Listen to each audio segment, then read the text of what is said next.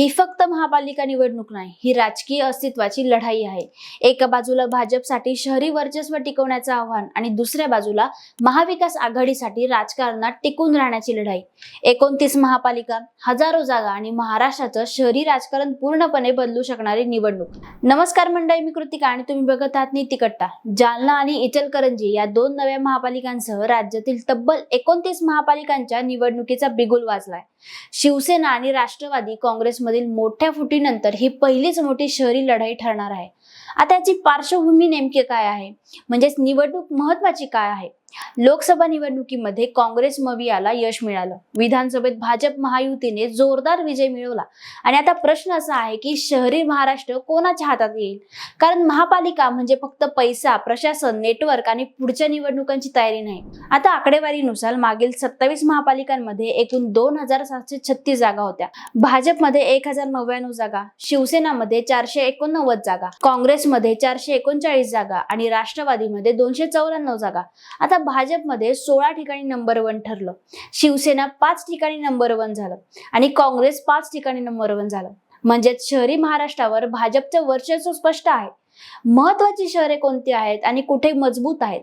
भाजप मजबूत कुठे आहे? पुणे, पिंपरी चिंचवड, नाशिक, नागपूर, सोलापूर आणि जळगाव, अमरावती आणि अकोला।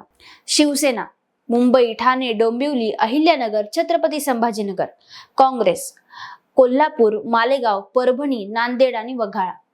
राष्ट्रवादी फक्त नवी मुंबई। आता सगळ्या ठिकाणी फुटीनंतरचा परफॉर्मन्स कसा राहतो याकडे सगळ्यांचं लक्ष आहे। नवीन घटक काय आहेत, म्हणजे निवडणुकीत काय बदलणार आहे? मतदार यादींमधील घोळ, 1,66,00,000 अधिक लाडक्या बहिणी मतदार, मवियातील मित्र पक्षांमधील पडझड आणि महायुतीमध्ये जागा वाटपावरून ताणतणाव।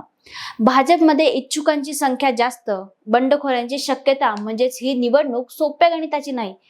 मतदान पद्धतीमध्ये मतदार गोंधळात पडणार आहेत। मुंबईमध्ये म्हणजे जसं की 1 सदस्यीय प्रभाग फक्त 1 मत, उर्वरित 28 महापालिका म्हणजेच बहुसदस्यीय प्रभाग 3 ते 5 मत। यामुळे पॅनल स्ट्रॅटेजी, युती आघाडी आणि खूप महत्त्वाची ठरणार आहे। आता याचं राजकीय विश्लेषण नेमकं काय आहे, म्हणजेच भाजपसाठी ही निवडणूक महत्त्वाची काय आहे? शहरी राष्ट्रावर आमचं वर्चस्व आहे हे सिद्ध करण्याची संधी आहे। मवियासाठी ही अस्तित्वाची आणि विश्वासार्हतेची लढाई आहे। विशेष लक्ष म्हणजे मुंबई, ठाणे आणि पुण्याकडे आहे।